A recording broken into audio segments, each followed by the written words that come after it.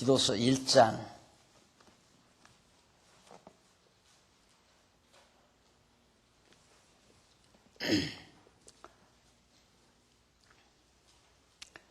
5절부터 봅니다. 내가 너를 그레데에 떨어뜨려둔 이유는 부족한 일을 바로잡고 나의 명한 대로 각 성에 장로들을 세우게 하려 함이니 책망할 것이 없고 한 아내의 남편이며 방탕하다 하는 비방이나 불순종하는 일이 없는 믿는 자녀를 둔 자라야 할지라 감독은 하나님의 청지기로서 책망할 것이 없고 제 고집대로 하지 아니하며 급히 분내지 아니하며 술을 즐기지 아니하며 구타하지 아니하며 더러운 일을 탐하지 아니하며 오직 나그네를 대접하는 선을 좋아하며 근신하며 의로우며 거룩하며 절제하며 미쁜 말씀의 가르침을 그대로 지켜야 하리니 이는 등이 바른 교훈으로 권면하고 거스려 말하는 자들을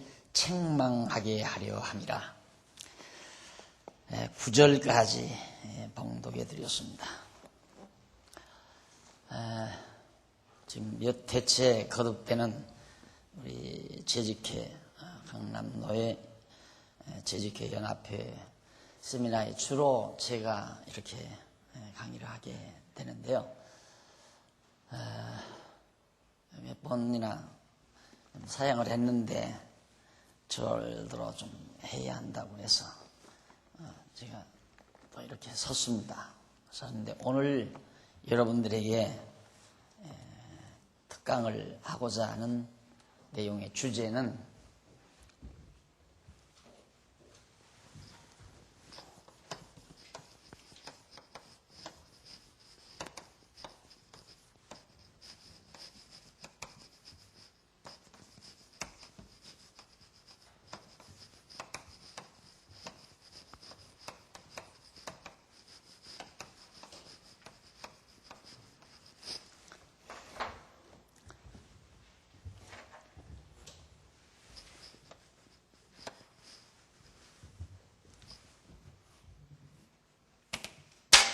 장로교 정치의 8대 원리에 의한 재직회 행정에 대해서 말씀을 드리려고 합니다. 사실 우리 강남노회가 어떻게 보면 참 발전이 안 되는 것 같아도 제 느낌으로 보아서는 너무 비약적인 발전을 하다 보니까 많은 부작용들이 산하 교회마다 일어나는 이유가 도대체 뭔가 많은 부작용들이 이 교회 저 교회 할 것 없이 많이 일어납니다. 그 이유는 제가 한번 아프리카에 한 20여 년 전에 가서 한동안 머물다 왔던 일이 있습니다. 가니까 거기는 참 교통사고가 참 많아요. 왜 그런가 했더니만 전혀 신호체계가 없고요. 신호등도 별로 없어요.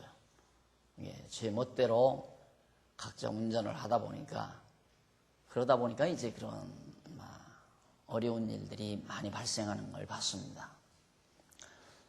교회가 사람이 많이 모이게 되고 또 복잡해지기 시작하면 질서가 정해져야 되고 그 질서 유지를 하려면 그만한 어떤 원칙이 있어야 합니다. 그런데 미처 우리 강남노회가 그런 교육이나 훈련을 체계 있게 해오지 못한 그런 과정에서 물론 다른 일반 노회에 비하면 그래도 상당히 좋은 편이지만은 우리 강남노회 기준으로 보아서는 너무 미숙한 부분이 참 많다. 그래서 우측 통행을 해야 될 차가 좌측 통행을 하는가 하면 60km만 달려야 될 차가 90km를 달리거나 120km를 달리는 경우도 있고 정지해야 될 차가 계속해서 주행하는 경우도 있듯이 우리 교회의 여러 가지 행정들이 그렇게 되어지는 과정에서 많은 충돌도 일어나고 어려움도 발생한다는 생각을 하면서 이런 기회에 그래도 제가 좀 말씀을 좀 드려야 되겠다 해서 오늘 이렇게 이런 주제로 여러분들에게 강의를 하게 됐습니다. 사실은 이게 각 교회에서 재직들의 이런 교육이 철저히 이루어져야 되는데 각 교회에서 그런 교육을 시킨다는 것이 그렇게 쉽지 않기 때문에 교육을 안 시키는 경우가 많고, 더더군다나 교회 우리 강남노예가 역사가 깊어서 어려서부터 차근차근 교회 생활이나 교회 행정들을 어른들이 하는 걸 보면서 배워왔으면 그래도 괜찮은데, 어떤 사람은 감리교회에 있다가, 어떤 사람은 성결교회에 있다가, 어떤 사람은 침례교회에 있다가, 어떤 사람은 장로교회에 있다가, 어떤 사람은 오순절에 있다가, 그러다 보니까 교회 행정도 다양합니다. 감리교 행정이 다르고, 오순절 행정이 다르고, 성결교 행정이 다르고, 침례교 행정이 다르고, 또 뭐 여러 또 구체적인 그런 어떠한 교회 헌법도 없는 그런 분소교단에서 그냥 몸담고 열심만 가지고 신앙생활 하다가 말씀 좋아서 오신 분들도 있고, 그러다 보니까 이게 하모니가 안 되는 거예요.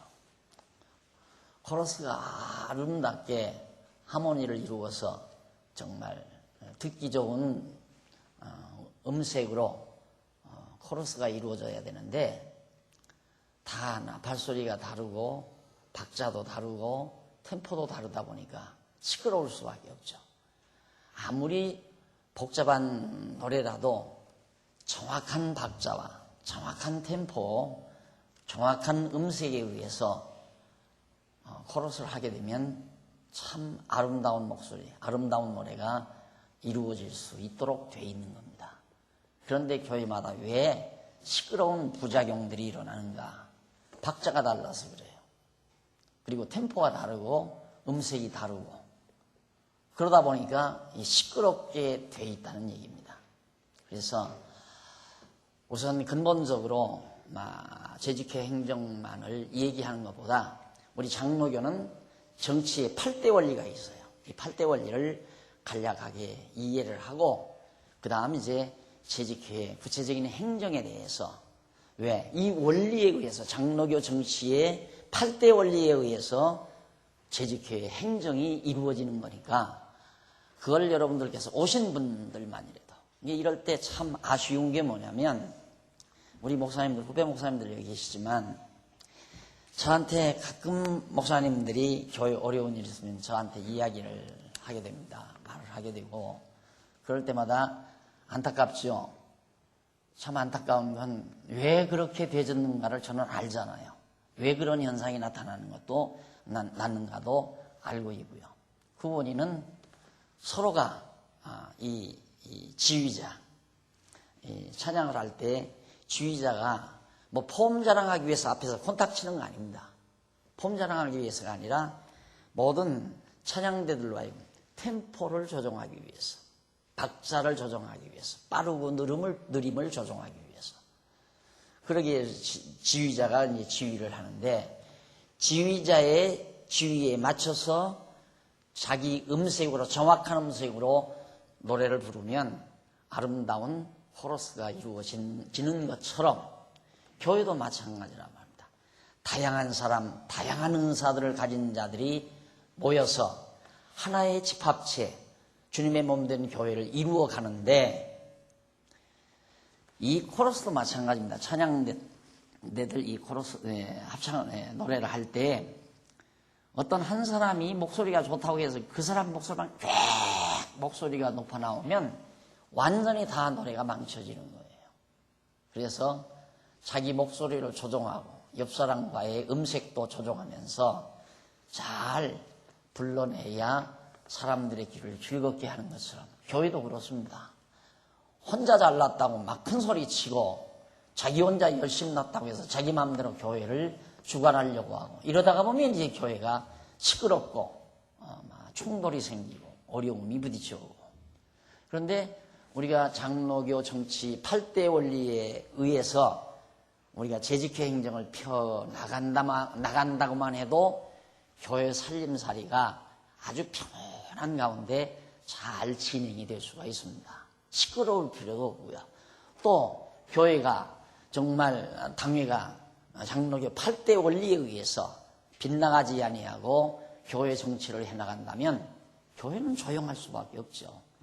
그런데 이 원리를 벗어나거나 이 원리에 기초하지 아니한 재직회 행정이 이루어지게 되면 교인 간에 여러 가지 갈등이 생기게 되고 교역자와의 갈등도 이루어지게 되고 그래서 교회가 상심을 하게 되고 상심한 교회는 한동안 흔들림을 당하게 되고 그런 과정에서 고통을 겪는 과정들을 저는 수없이 이 아담한 강남노예 하나를 지금 자리에 한 15년 남짓 한 15년 정도 강남노예가 됐는데 그동안에 많이 봐왔습니다. 그래서 경험도 있고 또 제 나름대로 장안중앙교회를 치리해가는 치리자의 하나의 대표자로서 제가 가지고 있는 하나의 정치 철학 내지는 장로교 정치 원리에 대한 확신 이런 것들을 여러분들에게 전달해 드리면서 우리 재직회 행정에 대한 구체성을 한번 정리해 보려고 합니다. 우선 정치의 8대 원리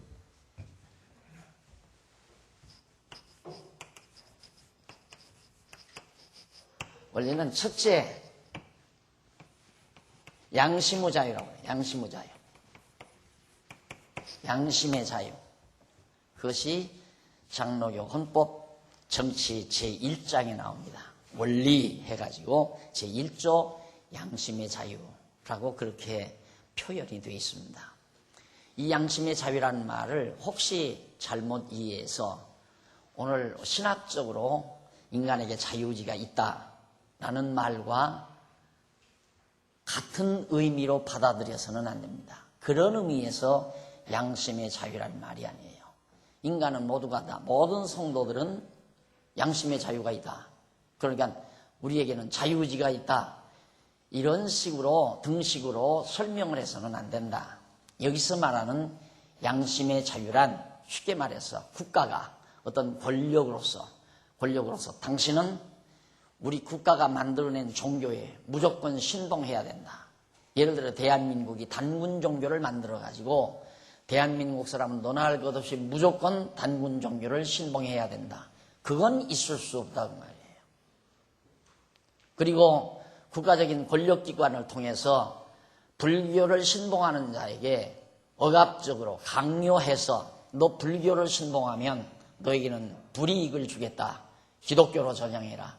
이렇게 해서 그 신앙적 양심의 자유를 억압하는 일을 우리 장로교 정치에서는 원하지 않는다. 그건 용납하지 않는다 이 말이에요. 그런 의미에서 양심의 자유라는 말입니다. 그러니까 모든 인간들은 종교를 선택할 자유를 지니고 있어요. 불교를 택하든 유교를 택하든 마음맷을 택하든 기독교를 택하든 또 기독교 안에도 감리교를 택하든 성결교를 택하든 침례교를 택하든 장로교를 택하든 그런 자유를 인간이 가지고 있다. 그런 양심의 자유를 우리 장로교는 부여한다. 예를 들어서 우리 교회 다니는 어떤 집사님이 나는 불교로 전향하렵니다. 그런데 장로님들이 모두 몽둥이 들고 가서 너 불교로 가기만 가면 너는 이 집을 다 때려 부순다거나 너 몸매를 때린다거나 이런 압력을 가해서 불교로 가지 못하게 하는 그건 아니다 이 말이에요. 그 사람이 가고 싶어서 간다는데 그걸 못 가도록 억압할 권세가 또 억압해서는 안 된다 이거죠. 그런 양심의 자유를 우리 장로교는 기본적으로 허락한다. 신앙 양심의 자유를 인정한다. 그냥 양심의 자유를. 그 다음에 두 번째가 교회의 자유입니다.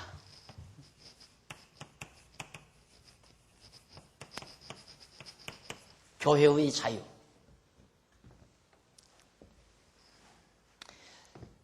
개인에게 양심의 자유가 보장된 것처럼 어느 교파나 어느 교회든지 자유함이 있어요. 여러 가지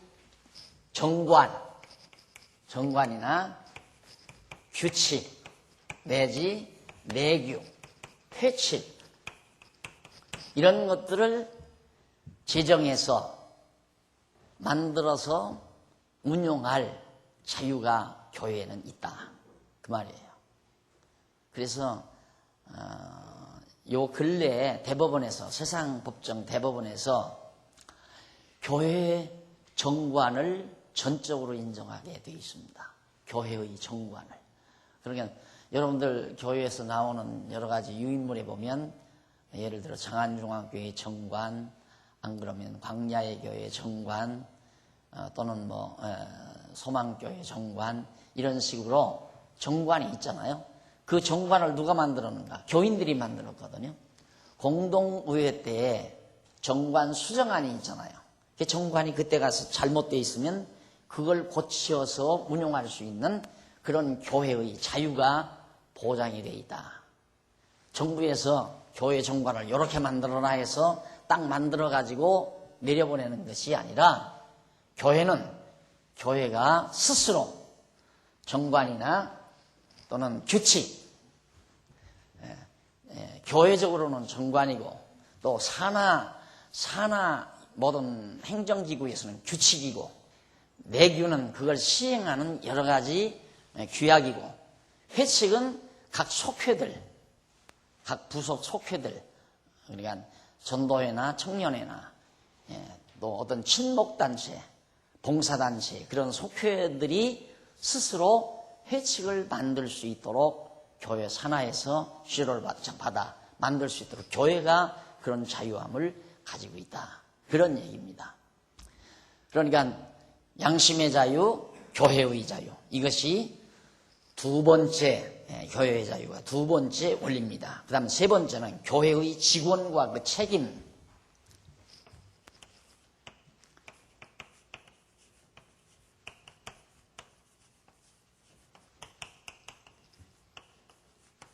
교회의 직원과 책임. 그건 뭐냐면 교회의 머리는 예수 그리스도죠. 그러나 그 지체마다 몸에 팔이 있어야, 오른팔이 있어야 되고 왼팔이 있어야 되고 오른다리가 있어야 되고 왼다리가 있어야 되듯이 머리 대신 교회의 머리 대신 주님의 몸 된 교회, 이 교회 안에는 각 지체, 각 여러 가지 몸에 지체가 있는 것처럼 모든 산하 직원들, 산하 기구의 직원들이 존재한다 이 말입니다. 그 직원을 세워서 거기에 책임을 부여하는 것이다. 그게 이제 정치의 세 번째 원리예요. 그러니까 교회는 은사 따라 직책을 주어서 거기에 책임을 부여한다. 그 말이죠. 그러니까 교회가 직원 세워놓고 그 직원에게 너는 이 일을 해라 했을 때 그것이 책임이에요. 그러니까 그거 하기 싫으면 양심의 자유를 따라서 교회를 떠나가면 되는 거예요. 나는 그거 싫다. 그럼 교회를 떠나가야 돼요. 교회 안에 있으면서 나는 양심의 자유가 있으니까 난 안 하겠다. 그건 아니죠. 자기가 직원이 됐는데, 교회 직원으로 임직을 했는데, 임직을 하면서 책임을 맡기니까 책임은 안 하겠다 이거예요. 명목적으로 직원으로서 어떤 직책을 맡아놓고 책임을 지지 않는다면 그건 양심의 자유가 아니에요. 그런 데서 양심의 자유를 활용하는 게 아니라 말입니다. 그럼 애당초 직원을 나는 안 하겠다, 집사 안 하겠다, 권사 안 하겠다, 장로 안 하겠다, 그렇게 스스로가 거부할 수 있어요. 뭐에 따라? 양심의 자유에 따라서. 안 맡았으면 책임도 안 져도 상관이 없는 거예요. 그러나 일단 맡았으면 책임을 교회가 맡겼기 때문에 그 책임을 감당해야 돼요. 그 책임을. 그것이 이제 자기 스스로 양심의 자유에 의해서 수납하느냐 수납 안 하느냐는 본인이 이제 수납 안 하면 교회가 맡길 수가 없잖아요. 장로 피택을 했는데 나는 장로 안 하겠다 하면 못 세우는 거예요. 그러나 장로로서 내가 임직을 받겠다, 장립을 받겠다. 그리고 장로가 됐어요. 그럼 장로에게는 책임이 따르잖아요. 책임을 부여하잖아요. 그 책임을 장로님이 져야 된다. 장로님이. 집사도 마찬가지고 권사도 마찬가지고. 그 다음 네 번째 원리는 진리와 행위의 관계.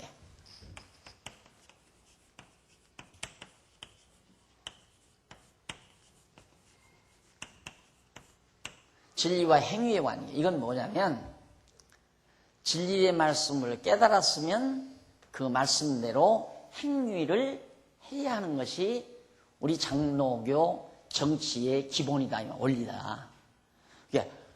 알기만 하고 행동이 없으면 그건 우리 장로교 정치의 원리에서 빗나가는 거다 이거예요. 물론 시간 문제는 있는 거죠. 그러나 원리적으로 볼 때 반드시 우리는 진리, 이건 관념이죠. 이념, 행위, 실제. 그렇게 이념과 실제, 이거의 영원한 갈등, 괴리라고 일반 학문에서 말을 하죠. 이념과 실제는 영원한 괴리다. 이게 하나 안 된다 이거예요. 그러나 교회의 진리는 실제의 삶과 행위와 밀접하게 관련이 되어 있다. 그러니까 믿고 행하는 믿음의 행위가 진리를 통해서 진리를 깨닫고 믿음으로 말미암아 그 믿음의 행위가 따라오도록 하는 것이 장로교 정치의 기본 원리다 하는 얘기입니다. 그 다음 이제 다섯 번째는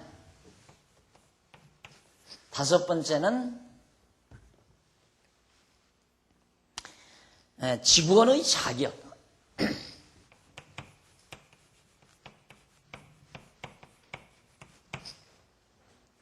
장로교 정치에서 직원의 자격. 예를 들면 교회가 장로의 자격이나 그리고 집사의 자격이나 권사의 자격을 성경에 기초해서 그 자격을 선정할 수 있다 이 말이에요. 그 자격 기준을 정할 수가 있다. 물론 성경의 뒷받침을 받아야죠.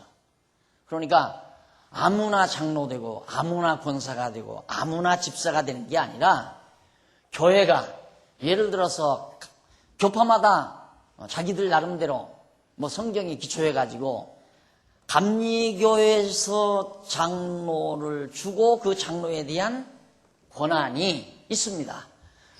예를 들어서 감리교에서는 장로를 세워놓지만 장로의 그 권한이 완전히 목사의 지시하에 돼 있도록 그렇게 대부분 돼 있습니다. 그러니까 목사는 최고의 감독이고 장로는 그 감독 아래서 감독의 지시를 따라 움직이는 존재. 그게 이제 감리교 장로죠. 그러니까 그런 상태에서는 감리교는 자기들 나름대로 장로라고 하는 직원에 대한 자격 기준을 정해놓고 그 임무도 자기들 마음대로 제한하는 거예요. 그러니까 그게 싫으면 빠져나오면 되는 거예요. 장로교는 그게 아니라 성경대로 교회의 감독자, 한 그 지교회를 감독해 나가는 감독자로 세워놓고 스스로 교회의 모든 정책을 입안할 수 있는 권한이 장로에게 있어 당회에게 주어지는 겁니다. 그러니까 장로교 같은 경우는 목사가 말하는 대로 장로가 무조건 따르는 게 아니라 목사도 하나의 표예요. 한 표예요. 장로님도 한 표고. 그러니까 어떤 사건을 결정할 때에는 목사나 장로나 똑같은 권한 하에서 이제 가부를 결정하는 자기 의견을 표시하는 그 비중이 같다 그 말이에요. 다만 이제 노예와의 관계에서 목사가 노예로부터 파송받은 존재이기 때문에 목사에게 당회장 권한을 주고 그 다음 당회를 자기가 폐회할 수도 있고 정회할 수도 있고 회를 거부할 수 있는 그런 마지막 카드를 가지고 이제 목사가 이제 당회장으로 있는 거죠. 목사가 당회 부르지 않으면 당회 거절하면 당회를 할 수가 없습니다. 그러면 장로는 억울하잖아요. 억울하게 그 당할 수는 없잖아요. 만약에 목사가 자기 개인적인 사적인 그런 걸로 그런 권한을 행사하게 되면 그것은 완전히 권력 남용이죠. 권한 남용이란 말입니다. 그럴 때는 장로가 노회에게 이제 이렇게 상신을 해서 그런 잘못됨을 고칠 수 있도록 그렇게 마련된 것이 교회 정치의 과정인데, 이 직원의 자격이라고 하는 것 교회가 정한다. 근데 우리 교회 같은 경우 대부분 또 우리 말씀운동 산하 교회들이 그렇죠. 적어도 세례교인이 집사가 되려면 성도대학을 졸업해야 된다. 누가 그럽니다. 성경에 어디 있느냐 그런 것이. 집사 자격에 로고스 성도대학 졸업하라고 하는데 어디 있느냐. 이렇게 이야기를 하면 성경에 로고스 성도대학이라는 말은 없죠. 그러나 집사를 세울 때에 잘 가르치라고 그랬어요. 잘 가르쳐서 시험을 보고 그리고 세우라 그 말이거든요. 그러니까 적어도 성도대학을 통해서 공부를 잘 한 자, 그것이 기본적인 이제 자격 기준으로 이렇게 우리 교회가 정해서 활용할 수가 있다. 그것이 이제 교회 자유와 아주 상당히 관련이 있는 내용들입니다. 그 다음에 이제 6번째 원리는 지구본의 선거입니다. 선거. 자격이 있다 하지만 무조건 자격이 있다고 집사나 장로가 되는 게 아니라 선거를 하게 되어 있다. 그러면 장안중앙교회 장로가 되려면 교인들의 선거를 받아야 되고, 또 그 교회 목사가 유인 목사가 되려도 선거를 받아야 돼요. 선거를 해야 돼요. 그 다음 집사가 되려도 선거를 해야 되고 권사가 되려도 선거를 해야 한다 이 말이에요. 이것이 지구원의 선거에 관한 대목입니다. 이런 원리에 의해서 이제 장로교 정치를 해나간다. 8대 원리 가운데 들어가는 거예요. 그래서 선거는 매우 중요한 거죠. 선거가 매우 중요한데, 그런데 이제 이런 원리에 의해서 교회 정치를 해나가는데, 여기서 이제 교회 자유가 있기 때문에, 여기서 교회 자유가 저 사람을 우리 교인으로 할 것이냐 안 할 것이냐 교회가 마음대로 할 수 있다 이거예요. 교회가 자유롭게 할 수 있다. 교인을 입회하고 퇴회시키고 내보내고 치리하고, 그리고 그 사람이 정죄해서 이제 교회 밖으로 내쫓고, 이런 일들을 교회가 자체적으로 그렇게 다 해나갈 수 있도록 자유가 보장되어 있다. 그러니까 선거를 하는데, 예를 들어서 현재 한국교회처럼 막 숫자, 교인들 수가 많으면 부흥됐다고 그러잖아요. 그러니까 교인 수를 많이 하기 위해서 무조건 교인을 받아들이다가 보면 거기는 불순 세력이 들어올 수도 있잖아요. 교회 체제를 바꾸거나 그렇지 않으면 교회를 완전히 이제 이렇게 잘못된 교단으로 가게끔 만들기 위한 그런 불순 세력이 교회 안에 많이 들어와서 공동회의에 참석해가지고 우리 반대합니다. 그렇게 해서 점점 자기들의 세력을 확장해서 교회를 넘어뜨리고 교회를 혼란케 하는 그런 과정을 겪기 때문에 선거를 한다는 이 사실을 우리 장로교는 굉장히 중요시 생각을 해야 돼요. 그렇기 때문에 언제나 선거를 의식해야 한다 이 말입니다. 여러분 요즘 선거철이니까 아마 서울에서 다시 시골로 내려가는 사람들이 참 많다고 그러죠. 주민등록 옮기는 사람이 많다 이거예요. 왜? 거기 가서 자기 작은아버지 표 찍어가지고 국회의원 시키고 지방장관 시키고 그러려고. 그러니까 교회에 불순 세력이 들어오면 안 돼요. 그럼 교회 불순 세력이란 뭡니까? 교회 사랑하지 않고 교회를 아끼지 않고 함께 뜻을 모으지 아니하면 그 불순 세력이에요. 그건 가차없이 교회의 자유를 통해서 교회의 자유를 통해서 교회 직원과 책임도 부여할 뿐만 아니라 교인의 자격도, 직원의 자격만 주는 게 아니라 교인의 자격도 규제를 해서 내몰기도 하고 제명하기도 하고 입회도 시키고 그런 행위가 철저히 이루어져야 된다. 그래서 장로교 정치의 원리 중에 이 선거가 있는데 이걸 의식하지 않냐고 무조건 교인들 많이 오면 좋아한다 이거예요. 그 사람이 정말로 우리와 뜻을 같이 하고 생명을 같이 하고 진리를 사랑하고 올바른 교회를 지고자 하는 열정을 같이 가지고 있는 자가 아니면 교인으로 받아들이면 안 돼요. 선거가 없이 목사가 마음대로 자기 마음대로 할 바에는 상관이 없죠. 자기 마음대로 다 하는데야 뭐 많이 오면 어때요? 내 마음대로 다 하는데. 그러나 선거라고 하는 것이 장로교 정치에는 아주 중요한 정치 일정의 하나이기 때문에 정말 성도 하나를, 이게 장로님들이 하는 일이 뭡니까? 자기가 다스리고 있는 성도들의 신앙생활 하나하나를 면밀히 시찰하는 거예요. 살피는 거예요. 이게 노예도 시찰이라는 게 있잖아요. 노예에서 시찰회가 왜 있는가? 자기 시찰권 내의 교회가 어떤 비리가 있고 잘못이 있는가를 잘 살펴야 돼요. 그거 잘못 살펴가지고 노예 때 시찰장이 보고를 잘못하게 되면 문책을 당해야 되죠. 이 시찰장으로 됐을 때는 한 교회의 목회자라고 생각해서는 안 돼요. 그 자기 시찰권 내의 교회를 다 자기가 살피라고 노예가 임무를 준 거란 말입니다.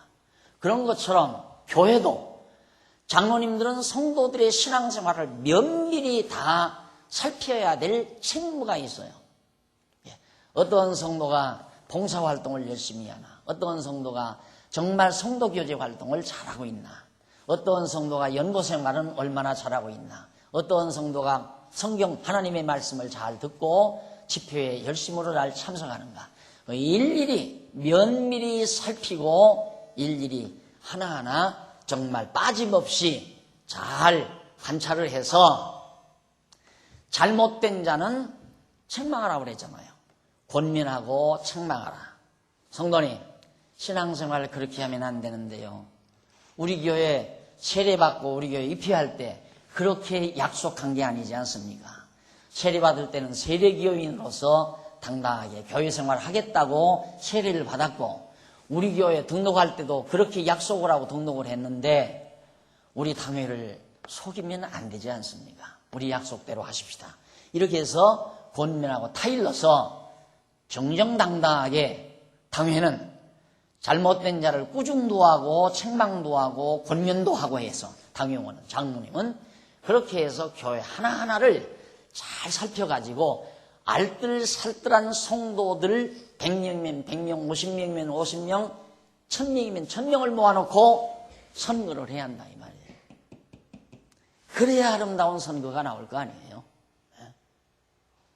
그런데 그게 아니고 선거를 한다고 해놓고는 한쪽에서 지금 목사 반대 운동이 열심히 일어나는데 그건 뭐 일일이 교인들 살피지도 않고 장로님들은 그것도 알지도 못하고 무조건 막 교인들이 이제 점점 막 목사 반대 운동으로 자꾸만 빠져나간다 이 말이에요. 이유는 왜? 저 목사 내보내고 다른 목사 모시자. 지금 우리 교회에서 하나, 지방에서 그런 교회 하나가 있거든요. 우리 노예 목사님이 아닌데 그 목사님 모셔다가 자기네들은 교회 하겠다고 우리 교회, 우리 노예에서 임명한 당회장을 반대하고 예배 드리러 가니까 막 다 이렇게 딱 서서 강대상에 못 올라가게 막고 그런 일이 지금 일어나고 있어요. 그러니까 정말 장로님들이 교회를 다스려 나갈 때 그게 불순 세력이죠. 그런 불순 세력은 초동에 딱 잘라버려야 돼요. 초동에. 그냥 깨끗하게 잘라내버려야 점점 이게 퍼져가지 않지. 오늘 아침에 제가 여기 자고 나서 이른 아침에 한 바퀴 이렇게 산책을 하는데 저쪽에 가니까 잡풀이 여기저기 났어요. 근데 이제 막 자라는 거예요. 그게 딱 잡아보니까 쏙쏙 잘 뽑아져요. 그거 한 일주일이나 한 2주일만 지나면 뿌리 쫙 뻗어가지고 한 포기 뽑으려면 힘을 줘야 뽑는다.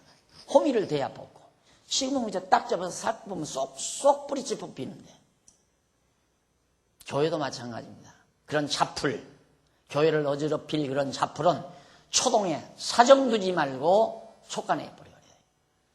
그것이 바로 정치입니다. 교회 정치. 이것은 이제 시벌에 관한 얘기지만은 그 이전에 그냥 하나님의 말씀으로 양육하고 사랑으로 양육하고 연약한 어린 성도들을 키워나가고 그건 기본이고요. 지금 여기서 말하는 겁니다. 선거라고 하는 이 부분에서 얘기할 때는 이거 잘못하면 교회 망하고 말아요.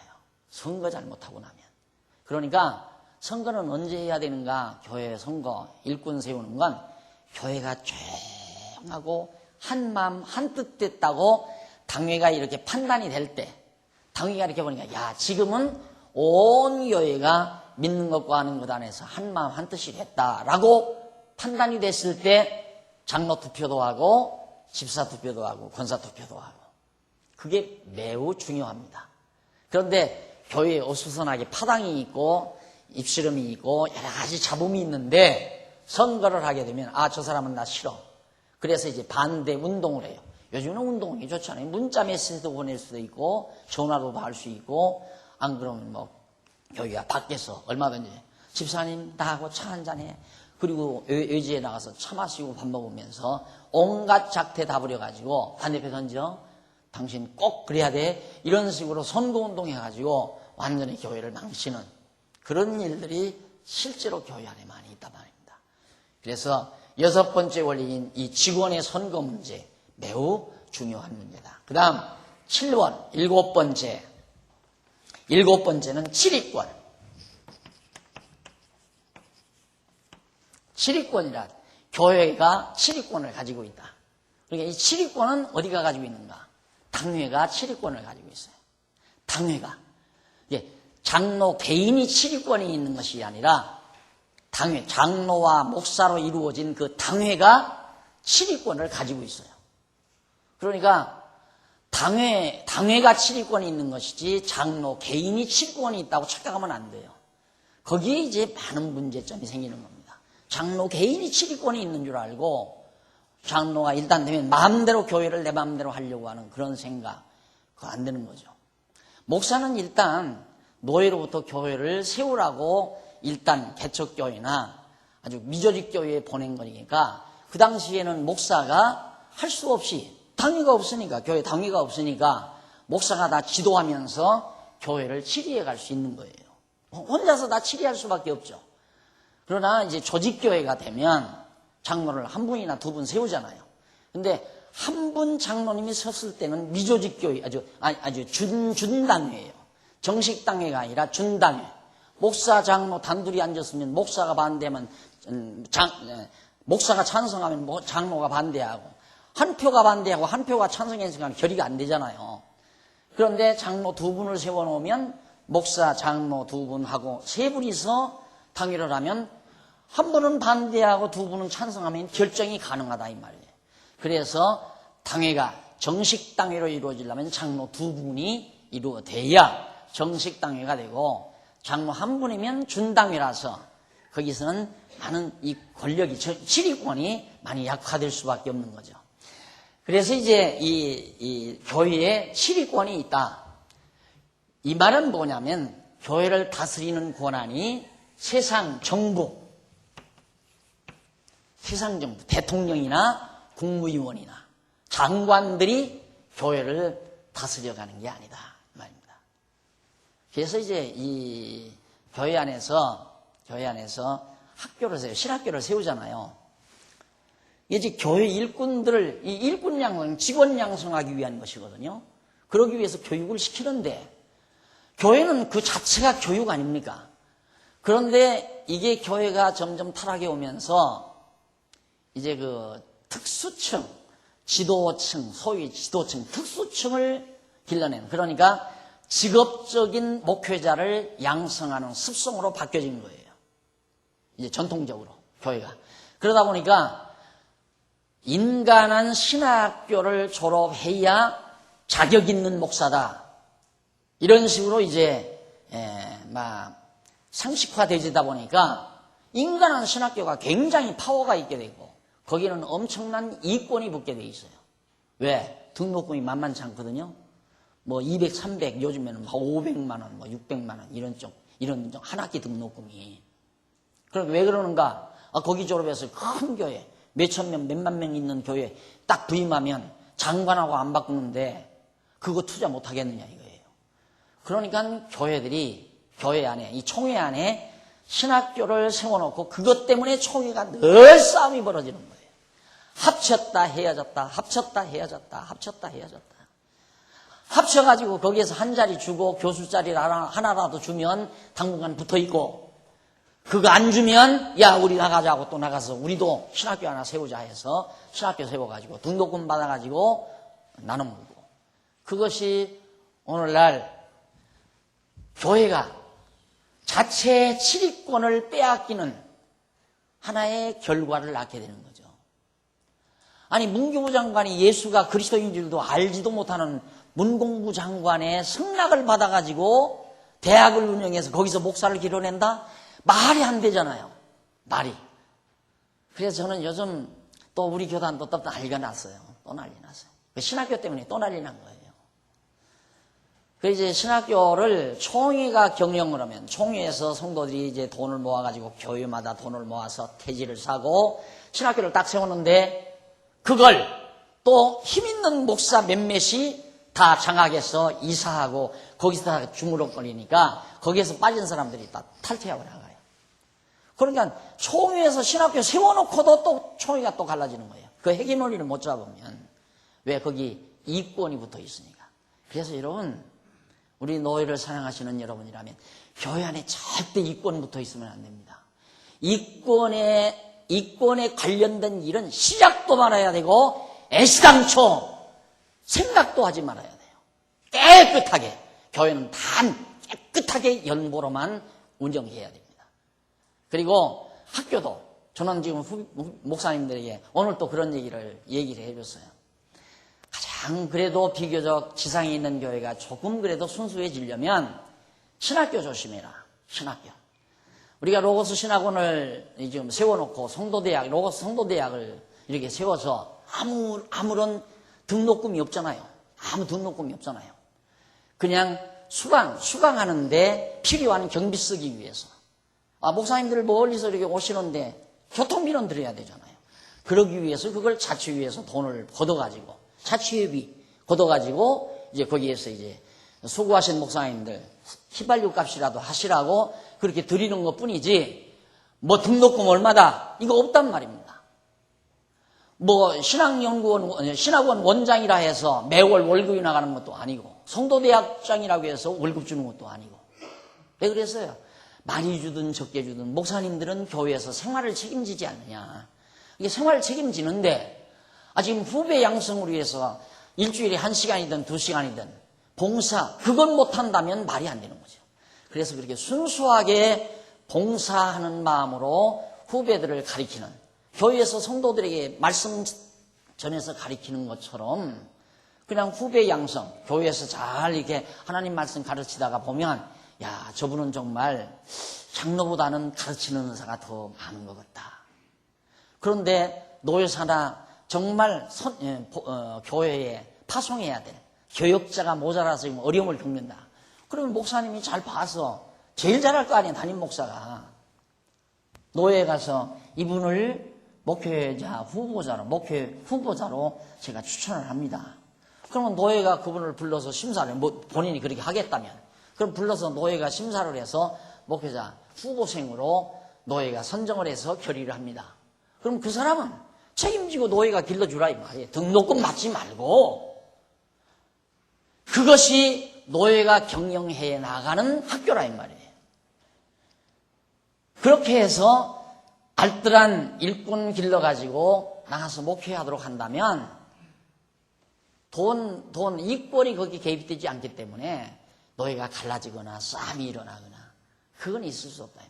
그래도 인간들이 모인 곳이기 때문에 어떻게 어떤 분은 시간을 많이 맡기고 어떤 분은 시간을 적게 맡기냐. 왜? 교통비라도 또 드리니까. 그것 가지고 또 싸움할지도 몰라요. 인간이니까. 그래서 지상에는 완벽한 제도는 없지만은 그래도 완벽을 향해서 갈 수 있는 제도를 지혜자들이 모여서 잘 짜내면 가능하다 이 말이에요. 그러니까 정말 가리키는 자, 예를 들어서 신학교를 세워서 가리킨다 했을 때 문교부의 정부 문공부의 허가를 받아야 된다면 정부의 치리권을 뺏기는 거예요. 정부의 치리를 지금 받고 있는 거라 이 말입니다. 교회는 자체 치리권을 가지고 있어요. 아무도 침범할 수 있는 독자적인 치리권을 교회가 가지고 있다. 그런 얘기입니다. 그래서 교회의 자유인데 다만 국가는 뭐냐? 국가기관이라고 하는 것은 교회의 안녕 질서. 예를 들어서 전쟁을 막고 백성들이 행복하게 마음을 놓고 경제활동을 하면서 행복하게 살 수 있도록 보호하는 그것이 정부가 할 국가가 해나가야 될 치리의 기본 목적인 것처럼 교회도 그런 국가의 혜택을 입는 것뿐이다 이 말이에요. 예를 들어서 일본에서 쳐들어오는데 교회가 총칼 들고 군대 소집해서 나갈 수는 없잖아요. 일본과 더불어 싸워서 일본이 와서 대한민국 점령하고 일본 신에게 절해라. 일본 신에게 다 과거에 그랬잖아요. 그러러 지금 쳐들어오는데 교회가 군대 소집해서 싸울 수는 없다 이 말이에요. 그때는 국가가 교회의 안전을 위해서 안전에 도움을 받는 거죠. 국가가 60만 군대를 통해서 나가서 일본 군대를 막아치움으로 교회는 바로 그런 의미에서 보호를 입는 것뿐이다. 그런 관계지 교회를 절대 국가가 시리권을 이렇게 뺏어가는. 그런데 놀라운 것은 이제 앞으로 시민단체에서 교회 회계감사하자, 감사원이 교회에 감사하자 이렇게 나올지도 몰라요. 왜? 너무 부패하니까. 교회가 너무 부패하니까. 그래서 저는 한때 그런 얘기를 했더니 총회에 감사부를 둬라. 정식으로 총회 감사위원회를 둬라. 각 교회 감사, 행정감사, 재정감사 다 총회가 해라. 총회 감사위원회에서. 그래서 각 교회마다 장부 다 검열하고 돈을 제대로 복음사업에 썼나, 선한 일에 썼나 안 썼나, 목회가 교회 돈을 유용했나 안 했나, 목회자가, 목사가, 장로가 유용했나 안 했나 일일이 살펴서 잘못했으면 노예 하달해서 그 목사 치리하고 장로 치리하고 그렇게 하도록 해야 된다. 난 그 주장이에요. 우리 치리권이 있는데 왜 안 해요 그걸? 우리가 감사해야지. 안 그래요? 그래서 우리 교회는 우리 교회 감사위원회 있어요. 감사위원회. 각 속회 다 감사해요. 회비 받아가지고 회장이 유용했나 안 했나, 회비를 제대로 썼나 안 썼나. 예를 들어서 회장이 회원들이 낸 회비 가지고 자기 큰아버지 돌아가셨는데 거기 조문 갔다 와가지고 거기 조의금 냈다. 그런 건 감사에 걸려야잖아요. 그러니까 교회 치리권이 있다는 사실을 우리는 항상 명심을 하시고 절대 우리가 너무 더럽고 추악하고 타락하면 그것 때문에 나라 경제가 흔들리고 그것 때문에 나라가 혼란스러우면 정부는 국가의 안녕 질서를 위해서 손댈 거 아니에요. 그럼 종교 핍박으로 나가 떨어지는 거죠 또. 그래서 이런 관계를 우리 교회에 앞장서서 일하시는 재직들은 깊이 명심을 하시고 그렇게 간단하게 내 개인의 열심으로 교회를 좌지우지하고 움직여 나가는 그런 존재가 아니라는 것을 깊이 명심을 하셔야 돼요. 자기 개인 생각이 다 옳고 바른 줄만 알아요. 그거 아니에요. 총회도 있고 노예도 있고 당회도 있고 그래요. 그러니까 자기가 개인적으로 어떤 아름다운 선한 아이디어가 나오거들랑 그것이 성경적인가, 우리 장로교 정치의 원리에, 정치 원리에 이게 합의한 생각인지 합당한 태도인지를 검증할 수 있는 능력을 가져야 교회에서 힘있게 일해나가는 그런 일꾼이 될 수 있다 이거예요.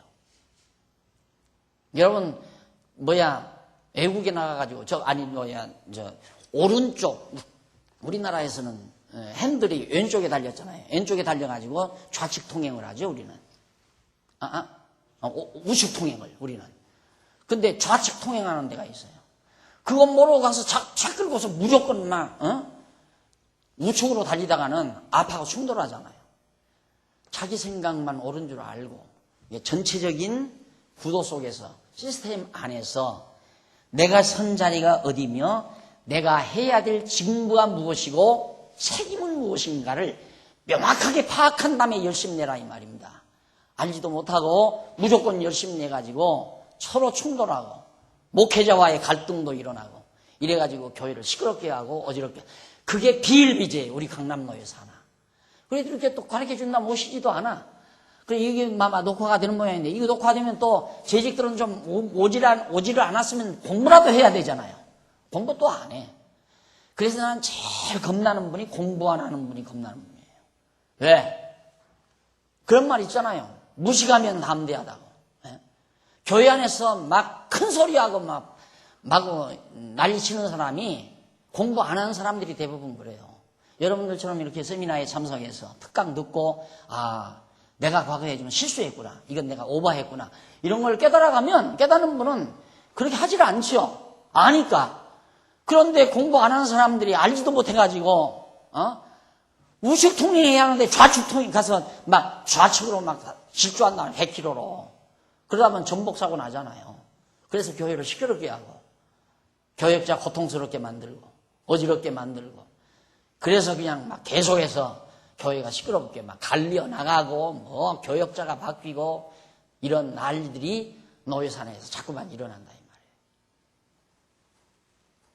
마지막으로 8조 권징입니다. 권징. 8번째 권징. 당연하죠. 7위권이 있기 때문에 징계도 할 수 있어요. 징계, 권징. 권에서 징계한다 그 말입니다. 권면하고 징계할 수 있다. 누가? 교회가, 당회가. 당회는 7위권을 가지고 있고 권징권을 가지고 있어요. 당회의 중요한 기능입니다. 7위권, 권징권. 권징이란 뭔가 교회 직원이 자기 책무를 다 못했거나 자기 책무가 아닌데 오바를 하거나 또 교인들이 교인으로서의 임무 수행을 하지 않고 이탈하거나 이럴 때 권면하고 권면 듣지 않으면 징계를 하는 거예요. 당신은 6개월 동안 교회 나오지 마십시오. 출석하지 마십시오. 당신은 1년간 교회 출석을 금합니다. 당신은 1년 동안 성찬식에 참여하지 마십시오. 이게 가장 가벼운 징계가 한 회기. 우리 교회는 예를 들어서 6개월에 한 번씩 추수감사절에 부활절에 성찬식 하잖아요. 그 성찬식 한 번 참석하지 마십시오. 그게 6개월이에요. 그러니까 1년에 2번 하는데 한 번 성찬식 참여하지 말라. 그러면 포도주 안 주고 떡 안 준다. 그럼 뭐 그거 뭐 안 먹고 말지 뭐. 사 먹고 말지 뭐. 그게 중요한 게 아니잖아요. 당신은 선거권도 없고 피선거권도 없고 공동회의에 참여할 자격도 없고 안 줘요. 그런데 우리 교회는 가장 가벼운 징계가 뭐냐면 공동회원 명단에서 제외시킵니다. 공동회원 명단에서. 언제 공동회를 합니까? 연말에 공동회 하죠? 왜? 전체 교회 살림을 구상하기 위해서 공동회를 합니다. 그때 회원권을 안 줘요. 참석을 하지 않도록. 이름 안 부르죠. 선거권, 거의 투표권도 없어요. 의견 발의도 못해요. 그리고 또 언제 하는가? 장로 투표할 때, 권사 투표할 때, 집사 투표할 때 공동회원 자격 안 주니까 투표 못해요. 이게 제일 가벼운 징계예요. 권징. 그 다음에 이제 세례에 참석하지 말라 하는 것과 똑같은 거죠. 사실은. 그리고는 이제 세례 참석 못하는 거고. 그 다음에 6개월 교회 출석 못하게 하고, 1년 못하게 하고. 다음에는 이제 교회가 기한 없이 이제 교회에 출석 못하도록 내보내는 거예요. 그 다음에는 최고형이 뭐냐면 교회 밖으로 내쫓아버리는 거예요. 아야 명단에서 제해버리는 거예요. 그게 권징이에요. 이거 반드시 행해져야 됩니다. 교회가 이걸 왜 못하는가? 숫자 노름하기 위해서. 교인들 자꾸 끌어모으기 위해서. 아이고 그러면 그 사람 상처받아 나가면 어떡해. 그래가지고 이걸 안 하는 거예요. 그러다 보니까 아주 교회가 엉망이 돼버리는 거죠. 그래서 엄브렁하니 이렇게 큰 것 같아도 교회들이 야물지를 못하고 교회 가서도 싸움을 해야 되고 속상해야 되고 말다툼해야 되고 세상 법정에 가서 고소하고 이러한 엄청난 일들이 교회 안에서 벌어지는 이유가 하나님께서 우리 당회에게 주신 지휘권과 권직을 제대로 행사하지 아니하니까. 그러자면 우리 당회원들이 얼마나 지휘자로서 철저하게 모범된 성도들에게 본된 신앙생활이 필요한가는 두말할 것도 없는 거죠. 그러니까 여건에 의해서 예를 들어서 당회원이 됐어요. 당회원이 되는데 갑자기 정말 도저히 교회를 봉사할 수 있는 여력이 없을 만큼 가산이 다 탕진이 나버렸어요. 그럴 때는 어떻게 해야 됩니까? 본인 스스로가 교회 봉사하지 못하고 교회 일을 감당할 수가 없잖아요. 휴직계 내야 돼요. 휴직계. 그리고 본인이 되지 못한 부분이 있다면 장로도 휴직계 내야 되고 권사도 내야 되고 집사도 내야 돼요. 휴직계 안 내면 이제 감사에 걸리면 감사위원회 건의에 인사위원회에서 건의가 올라오면 당회가 결정해서 권징으로 들어가는 겁니다. 아, 내가 이러다가는 교회 권징 대상이로구나. 그랬을 때는 스스로 자신이 자기 스스로가 자원해서 휴직계를 제출해버리면 권징은 안 당하잖아요. 권징은 어떻게 되는가? 권징은 교족부 명단이 교족부의 징계로 들어가요. 6개월 교회 출석 안 했다. 거의 하나의 죄목으로 들어간다 이 말이에요. 호적에 빨간 줄 쳐지듯이. 그리고 이제 6개월 지나서 다시 이제 해벌이 되어지죠. 언제 권징 받아가지고 며칠 날 해벌됐다. 해벌되면 이제 복직이 되는 거죠. 뭐예요? 이것이 교회 독자적인 교회 자유에 의해서 이런 권한이 당회에게 주어져 있다 하는 얘기입니다. 이것이 바로 장로교 정치의 8대 원리. 이것 항상 여러분들이 기억을 하시고 잠깐 쉬었다가 다음 시간 몇 시까지 해야 돼요? 네? 12시까지요? 그러면 그냥 합시다. 쉬지. 네, 그냥 할게요. 그 다음에 이제 그러면 이런 정치 원리에 의한 재직회 행정은 뭐냐? 재직회 행정. 그럼 여러분들이 보다시피 당회에 이런 정치권과 권징권이 다 있고 교인 전체가 공동해서 선거할 수 있고 직원을 세워서 직원 자격 기준 같은 거 다 교회가 스스로 정하고 진리와 행위, 말씀 깨닫고 말씀대로 행동이 나오는 그런 기본적인 원리를 장로교는 그러니까 진리의 말씀을 잘 가르쳐야 성도들이 믿음의 행위를 해가면서 신앙생활을 할 수 있다는 그런 얘기예요. 쉽게 말하면. 그 다음 교회 직원과 책임. 각자 직원을 세우면 직원에게 독자적으로 부여된 책임이 각자 주어져요. 그러니까 오늘은 이제 재직회에 관한 겁니다. 재직회는 장로, 집사, 권사 이 세 직분이 바로 재직회 회원이에요. 그러니까 교회의 모든 직분자, 재직안에 모두 재자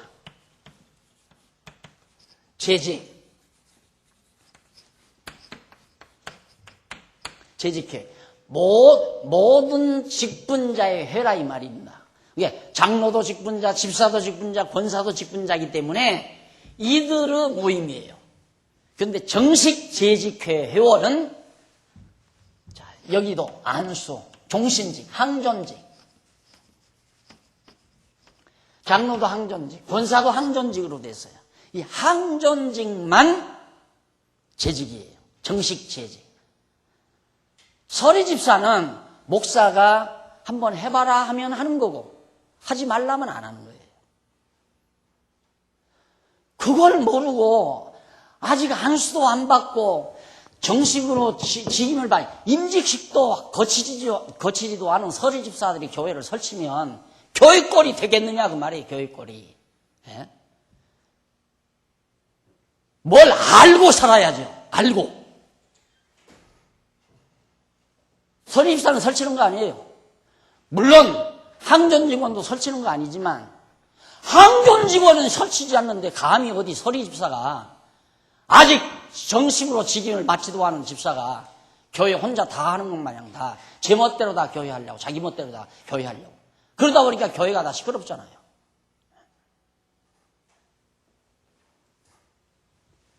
그래서 이 집사 재직회가 이걸 통해서 이제 재직회가 이루어지는데